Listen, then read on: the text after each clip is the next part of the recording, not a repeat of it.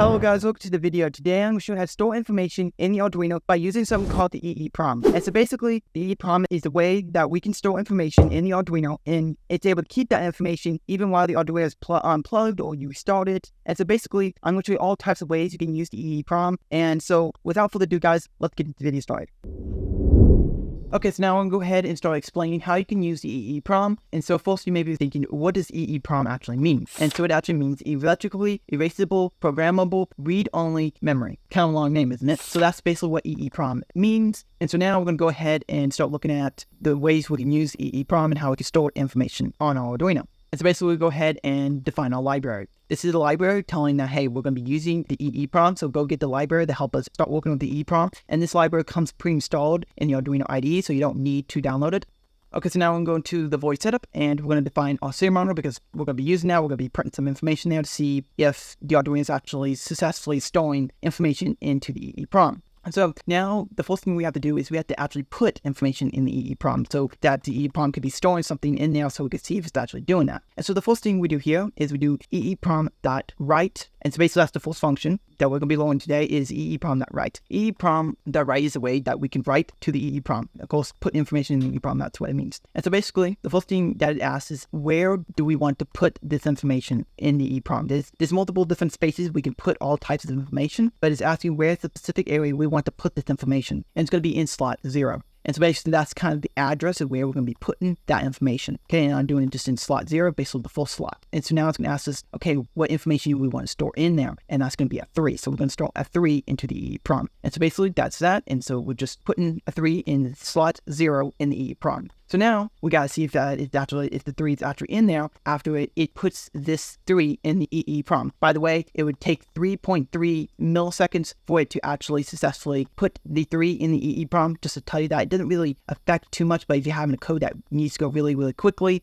that's just something you need to keep in mind. And so basically, we need to go ahead and we need to take that information out of the EEPROM and print it to the serial module. And so we do serial.print. Okay, so we're going to print something into the serial module. And usually when we want to print something in the serial module, whatever we want to print, we put it in this parentheses. And so basically, we have our eeprom.read in the parentheses. Basically, read means that we are going to be getting something from the EEPROM. And whatever we get out of the EEPROM is going to be given to the print function to print to the serial module. And so we do eeprom.read. And what the read function is going to ask us is, well, since you want to get information out of the EEPROM, where's the information that you want to get out of the EEPROM? Where is it located in the EEPROM? And it's going to be located in slot 0. Okay, so we can go to slot 0 and get that 3 out that we stored in slot 0. We'll go ahead and get it out and print it onto the serial module. And so you can go ahead and run this code. And up above me, this is the result that I got. And so now we move on to some other code, some other things that you could do because this is not just dead, guys. There's more stuff about the EEPROM. And so we're going to continue on with some more things about the EEPROM.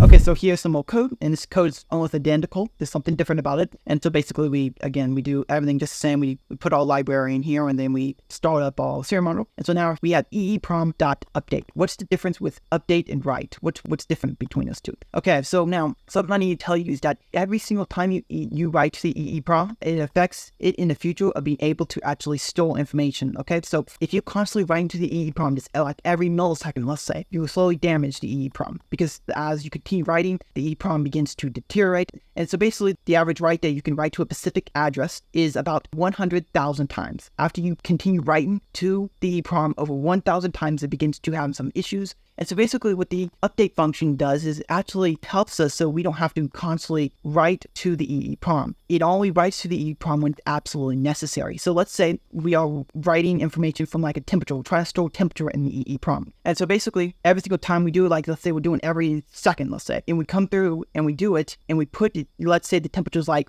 50 degrees out, it puts 50 in the EEPROM. And then it comes around next second and it puts another 50 in the EEPROM. We just wasted a write right there. You know, we are damaging the EEPROM for no good reason. We're just writing the same thing over and over again. But what the update function does is actually update it. If the value is actually different from the current value that's inside the EEPROM, it won't write to the EEPROM. And so basically that is what eeprom.update does, okay? And so again, it asks us for that specific slot that we write into. Again, it's going to be slot 0. And this time we're putting a 6 in it. Since currently in my EEPROM it has a 3, so if it has a 6, then we know that it's successfully updated to a 6. And again, we do the same thing as we do serial.print eeprom.read. So we're just getting the information out of the EEPROM. And so basically that is what the eeprom.update does. It's extremely important to know that you need to limit the times you write to the EEPROM.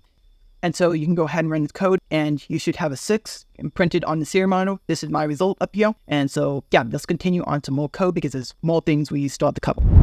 Okay, so now I'm going to be showing you a different way to read and write information to the EEPROM. And so basically we just include our library, and then we go ahead and we define a variable. This variable is going to be called data. And then we go ahead down here to the void setup, and we just start our serial monitor up. And then we want to go ahead and write to the EEPROM. So this is another interesting way we can write to the EEPROM. We do EEPROM, put some brackets, and we put what slot we want to actually store data into the EEPROM, what slot we want to, and that's going to be slot 0. And so we put our slot in here, and then we close the brackets, and we say equals 9. And so basically, you can just say EEPROM, whatever slot we want to make equal to 9. And so basically now, slot 0 is going to be equal to 9. So it's going to be storing a 9 in the EEPROM in slot 0. Okay, so that is another way we can write to the EEPROM. So now, is there a different way we can read to the EEPROM? There is. Basically the same way. We can say data equals EEPROM in the bracket slot 0. And so basically, this is telling EEPROM, put the core value that is in the slot 0 in the EEPROM, put that information into the data variable. And so then it's going to print it out in the serial monitor right here. And so now you can go ahead and upload this, and you should get a 9 printed out into the serial monitor. This is the result I got. One thing to know is I don't think this is like the update function. It actually writes to the EEPROM when the value is actually different that we're trying to write to. I don't think this is the same. It's just it always writes to it even if the value is just the same that is currently stored inside the EEPROM. And so you just keep that in mind. And so now we're going to continue on with the lesson.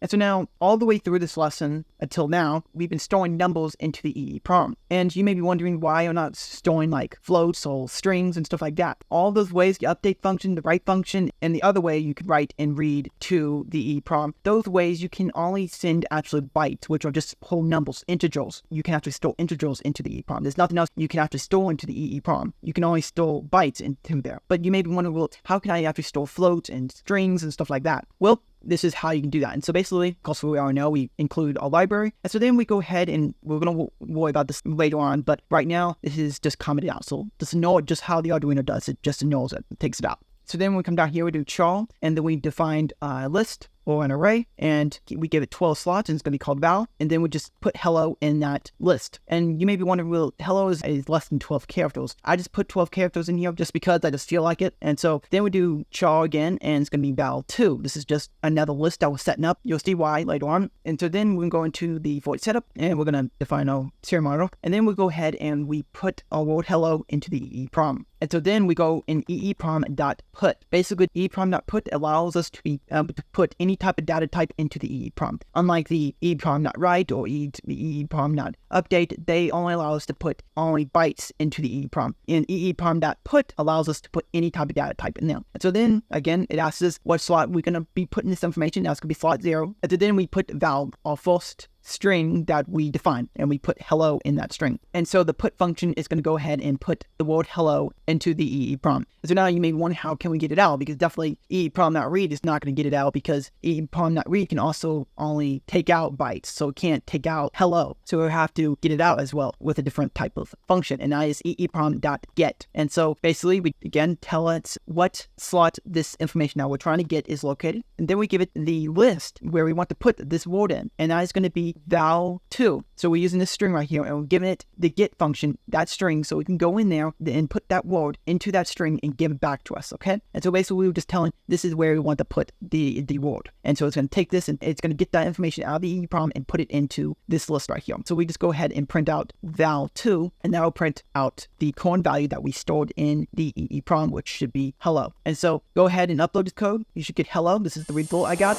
Okay, so now we know how to store words into the EEPROM. Now you may be wondering, how can we store floats into the EEPROM? And well, you're in luck, because I'm going to show you how to do that. And so I'm just going to comment these out, and I'm going to uncomment these out up here. And as you can see, these are floats. And so basically, as you can see, these variables are the same. Val and val2 are the same as down here. So the reason why I made these the same is so that we don't have to change anything out down here. All I have to do is just uncomment one or the other, and we can switch between data types. And so basically, I do val equals 1.89, which is a floating point number. And so we're going to be storing this value into the EEPROM. And so then we have to do float val2. And so basically, this is a variable that we're going to be getting the float out of, and it needs to be a float. Okay, if you put it into a different type of data type, you're not going to get it as a float. And so now you're going to see a floating point number in the serial monitor once you run this code. And also, something else you need to know about the put function is it only puts the current value in there when it's actually 100% necessary. It doesn't put the value that the value that we are trying to put into the EEPROM if the value is the same. It's like somewhat like the update function. It only writes to the EEPROM when it's absolutely necessary. And so basically, that is everything with the put and the get function. But there is still a little bit more that we need to cover about the EEPROM.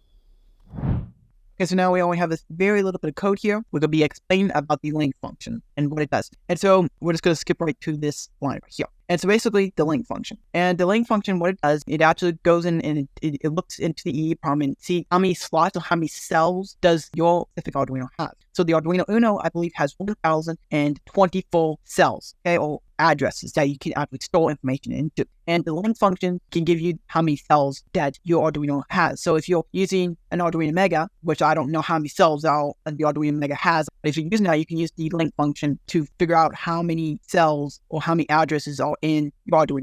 And so basically, now you know how to store information into the Arduino. If you love this video, please give it a like. If you want to see more videos like this, or you're just interested in Arduino, consider subscribing to the channel. That's all I talk about on this channel, guys. Also, if you have any questions, comment down below, and hopefully I'll answer them. And so, have a good day, guys. Bye.